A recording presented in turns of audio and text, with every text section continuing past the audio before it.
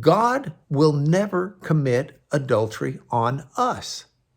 And by that I mean, God does not betray his commitment to you or to me. A mountain can sooner be shaken, a hill can sooner be removed than God's compassionate love and commitment and the blessing of his peace would be removed from us. And that's what God's saying. God says, you don't be afraid. You may feel alone. You may feel orphaned. You may feel widowed or widowered. You may feel isolated. You may feel like everybody's against you. You may feel like there's no way out. Doesn't matter how you feel. Don't fear. Because God is stepping in as your Redeemer. God has redeemed you and called you by name. This is a personal redemption. It's not just a redemption of God's people in general. This is personal. God says, I'm calling you by name. I'm going to take care of you because you are mine.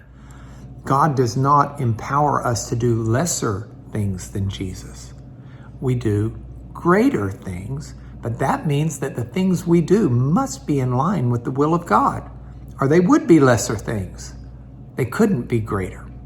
And then the Greek itself helps me because the Greek word that's translated greater, it's the comparative form of the Greek word megas. Megas means could be larger, could be more numerous, could be greater in quality. But I think within the context of this, Jesus is pointing out that Jesus is leaving this earth and he's leaving his mission with his followers. And so when we carry the mission of Jesus out into this world, we are doing more numerous things in a sense than he was able to do in his limited 3-year ministry. We're able to do in that sense greater, in the sense not that it's more spectacular, but in the sense that we are able to do this all over the world for not just 3 years, but for decades and years. Jesus has entrusted his ministry to us. Do you want to be complete? Do you want to be whole? Do you want to fear not? Come what may, no fear. Do you want to live boldly, content in your deepest part of your being, satisfied with this life? The only way you'll have that kind of peace, shalom peace, is in Christ. Because the world is full of a bunch of problems and garbage and difficulty and disease and ultimately death. But Christ has overcome the world.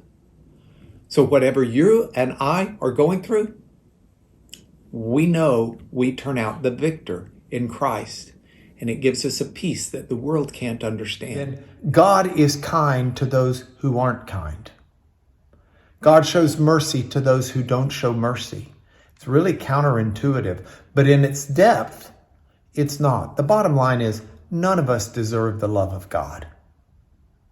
But the promise of God is that he loves us regardless of whether we deserve it. And so he calls upon us to do the same to others.